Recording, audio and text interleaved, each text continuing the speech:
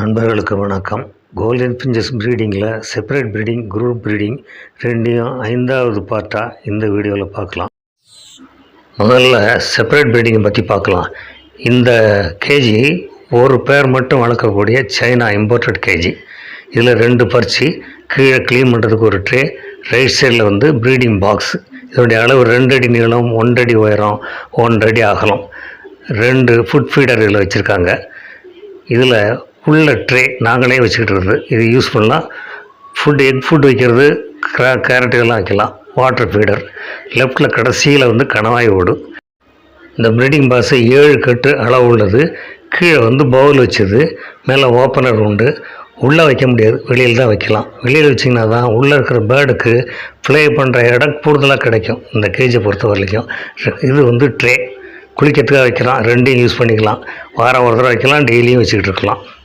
Separate கேஜை இந்த மாதிரி ஒன்று மேலே ஒன்று வச்சு எடுக்கக்கூடாது. நடுவில் ஒரு 4 அங்குலம் கேப்பாக இருக்கணும். வைப்ரேட்டிங் இருந்ததுன்னா இன்குபேட்டிங் டைமில் இந்த பேர்டு சரியான முறையில் இன்குபேட் ஆகாது. ஒவ்வொரு கேஜ் மிடில்லையும் கேப் விட்டு ஃபிட் பண்ணுறது தான் நல்லது. இந்த கேஜி பாருங்கள், ஃப்ரண்ட் ஓப்பன் உள்ளது, 10 அடி நீளம், 7 அடி உயரம் உள்ளது. 9 பாக்ஸ், இண்டிவிஜுவலாக 9 பாக்ஸ் நாங்கள் போட்டிருக்கோம். இந்த 9க்கும் 9 வாட்டர் ஃபீடர், 9க்கும் 92 18 ஃபுட் ஃபீடர், ட்ரே 9, எல்லாமே 9 இருக்கணும். அத்தனையும் டெய்லியும் மெயின்டைன் பண்ணணும். வாரத்துக்கு ஒரு தடவை பவுல் வச்சு குளிக்கிறதுக்கு வைக்கணும். டெய்லி வாட்டர் ஃபீடர் க்ளீன் பண்ணிவிட்டு புதுசாக தண்ணி வைக்கணும். ஃபுட் ட்ரையும் க்ளீன் பண்ணிவிட்டு புது ஃபுட்டு அதில் வைக்கணும். எல்லா கேஜுக்கும் டெய்லி ரொட்டீனாக இந்த வேலையை செய்யணும். பொருளாதார வசதியும் நேரமும் இடமும் இருந்து வியாபார நோக்கத்தோடு செய்யணும்னு நினைக்கிறவங்க இந்த செப்பரேட் ப்ரீடிங்கை பண்ணலாம்.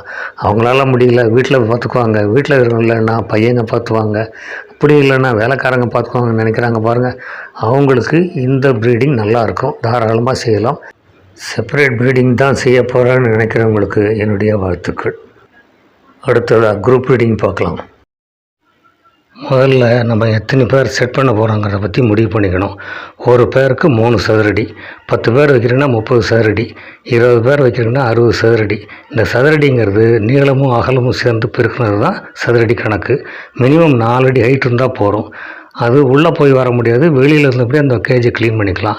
ஹைட்டு கூடுதலாக வந்திங்கன்னா நம்ம உள்ளே போய் க்ளீன் பண்ணலாம். இதை பாருங்கள், இந்த கூண்டு பெரிய கூண்டு 6-7 அடி உள்ளது, ஹைட் அதிகமாக இருக்குது. இந்த கேஜில் நம்ம உள்ளே போய் க்ளீன் பண்ணலாம், பேர்டு பிடிக்கலாம், எது வேணாலும் செய்யலாம். இது 8 அடிக்கு 4 அடி 32, 10 பேர் நம்ம இஷ்யூ பண்ணலாம். இல்லை போடுறது 10 பேர் தாராளமாக போடலாம், 15 பேர் வரலையும் இருக்கலாம். ஆனால் ஹைட்டு கூடுதலாக இருக்கிறதுனால கேஜி உள்ளே போயிட்டு க்ளீன் பண்ணுறதோ, ஃபுட்டு வைக்கிறதோ, வாட்டர் வைக்கிறதோ எல்லாம் செய்யலாம். 4 அடி ஹைட் இருந்ததுனாக்கா வெளியில் இருந்தபடியே டேர்ன் பண்ணலாம். பட் உள்ளே போயிட்டு மூவ் பண்ணி எந்த பொருளையும் மாற்றுறதோ கொள்றதோ க்ளீன் பண்ணுறதோ செய்ய முடியாது. அதனால் இந்த 2 டைப்பில் நம்ம போட்டுக்கலாம். தனித்தனியாக 2 கேஜினுடைய அளவுகளை பார்க்கலாம் வாங்க. இந்த கேஜி கனூருக்காக செட் பண்ணுது. கனூர்லாம் நாங்கள் விற்றுட்டோம், அதனால் ஜாவாவுக்கு போட்டிருக்கோம். இதனுடைய பார்த்திங்கன்னா ஹைட்டு 4 அடி தான் இருக்கும். டோட்டலாக இந்த பக்கம் 2 அடி கேப்பு, கீழே ஸ்டாண்ட் வச்சுருக்குறோம்.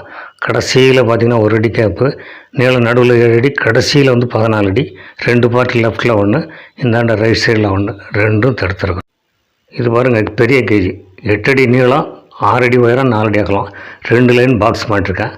கடைசியில் ஃபீடர் வச்சுருக்குறோம். அதாவது ஃபுட் ஃபீடர் தனியாக இருக்குது, வாட்டர் ஃபீடர் தனியாக இருக்குது. இது வாட்டர் ஃபீடர், சென்ட்ரலில் இருக்கிறது ஃபுட் ஃபீடர். ஃபுட் வைக்கிறதுக்கும் தெனை வைக்கிறதுக்கும் வச்சுருக்குறோம். கடைசியில் 1 எக்ஸ்ட்ரா. இதுதான் கீழே பவுல், வாட்டர் பவுல் பெருசு. 2 லைன் 4 பாக்ஸு, ஒரு 3 பாக்ஸ். செப்பரேட் ப்ரீடிங்கில் 10 பேர் செட் பண்ண 15,000 to 20,000 ரூபா கேஜ் செலவாகும். மெயின்டெனன்ஸ் அதிகம், கூடுதலான இடவசதி தேவை. எல்லாத்துக்கும் அதிக முயற்சி எடுக்கிறதுனால சிக்கலை எண்ணிக்கையும் நமக்கு அதிகமாக கிடைக்கும், லாபகரமாக இருக்கும். ஆனால் குரூப் ப்ரீடிங்கில் குறைவான இடவசதி தேவை. கேஜிக்கு 10 பேர் நீங்கள் செட் பண்ணோம்னா 6,000 to 8,000 ரூபா வரலையும் தான் செலவாகும். அதுக்கு சிம்பிளாக ட்ரே, ஃபீடரு, பவுல் அப்படின்னு 3 ஐட்டம் இருந்தாலே போதும். குறைவான நேர முயற்சி, அதுக்கு தகுந்தா போல் தான் சிக்கனுடைய எண்ணிக்கை நமக்கு கிடைக்கும். ஆனால் பேர்டனுடைய வளர்ச்சி நல்ல முறையில் இருக்கும், ஆயுட்காலம் நீடிக்கும், செலவுனா ரொம்ப குறையும். அதிக நேரம் பேர்டுக்கிட்ட என்னால் கவனம் செலுத்த முடியாது, வேறு பார்க்க ஆள் இல்லை, இட வசதியும் பொருளாதார வசதியும் ரெண்டாக கம்மியாக இருக்குது, வேறு பேர்டு நல்லா இருந்தால் போதும், குறைவான சிக்கு கிடைச்சாலும் போதும் அப்படின்னு நினைக்கிறவங்களுக்கு இந்த குரூப் ப்ரீடிங் நல்லாயிருக்கும். அடுத்த வீடியோவில் இந்த பேர்டுகளுக்கு ஃபுட் அண்ட் கேர் எப்படி கொடுக்குறதுங்கிறத விளக்கமாக பார்க்கலாம். இந்த 5 பார்ட் வீடியோவும் பார்த்தவங்களுக்கு இந்த வளர்ப்பில் ஏற்படுற சந்தேகங்களையும் கேள்விகளையும் கமெண்ட்ஸில் பதிவு பண்ணுங்கள். கடைசி வீடியோவில் எல்லாத்துக்கும் விவரமான விளக்கம் கொடுக்குறேன். நன்றி, வணக்கம்.